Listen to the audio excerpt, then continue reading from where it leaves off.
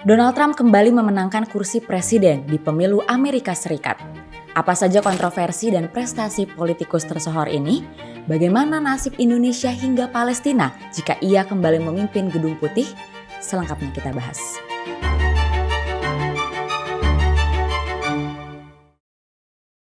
Mantan Presiden Amerika Serikat Donald John Trump memenangkan kontestasi pemilu Amerika untuk kedua kalinya. Setelah memimpin negeri Paman Sam pada 2017 hingga 2021 dan kalah oleh Biden di pemilu berikutnya, kini Trump kembali dengan mengantongi lebih dari 270 suara elektoral yang diperlukan.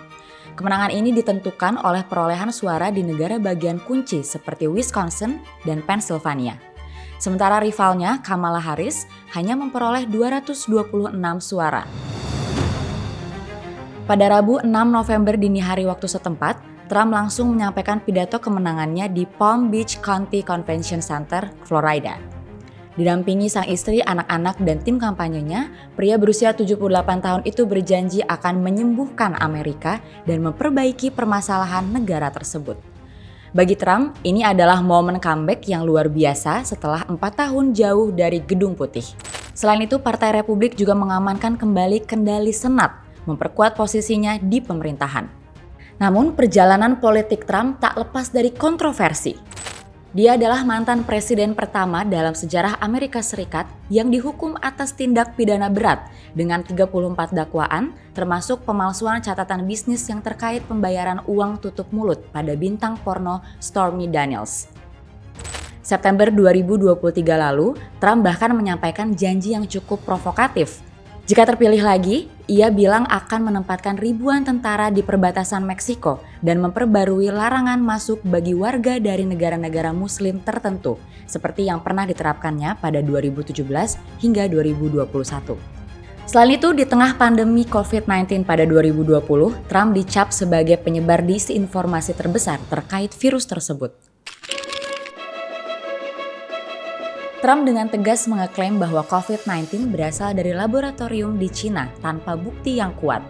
Meski demikian, banyak warga Amerika Serikat tetap memilih Trump karena kebijakannya yang dianggap mendukung ekonomi domestik.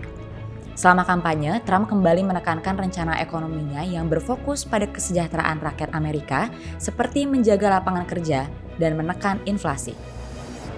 Bagi para pendukungnya, janji ini dianggap bisa menciptakan kehidupan yang lebih terjangkau. Berbicara mengenai kampanye, pada Juli lalu Trump menjadi salah satu korban percobaan pembunuhan saat ia melangsungkan kampanye di Pennsylvania. 2 bulan kemudian, Trump kembali mengalami percobaan pembunuhan saat bermain golf di Florida. Kali ini Trump berhasil lolos tanpa cedera. Dalam aksi kampanye lainnya, Trump juga kerap menarik perhatian dengan cara unik. Selain gemar tampil berjoget, ia sempat menjadi koki di McDonald's dan membagikan kentang goreng gratis kepada para pendukungnya di Pennsylvania. Perjuangan Trump di 7 negara bagian kunci pun membuahkan hasil. Trump sudah memenangkan 4 swing states di saat Kamala Harris tak mampu memenangkan satu pun negara bagian kunci. Lalu apa dampak kemenangan Trump bagi Indonesia? Menurut pengamat, Trump akan cenderung memusatkan perhatian pada kepentingan dalam negeri. Namun, Indonesia mungkin akan merasakan dampak kebijakan dagang yang diterapkan Trump. Tarif impor yang diberlakukan Trump dapat membuat produk-produk Indonesia kalah bersaing di pasar Amerika Serikat. Mengingat ekspor Indonesia ke Amerika Serikat mencapai 70 triliun rupiah, kebijakan ini tentu menjadi tantangan bagi perdagangan Indonesia. Lantas bagaimana nasib Palestina?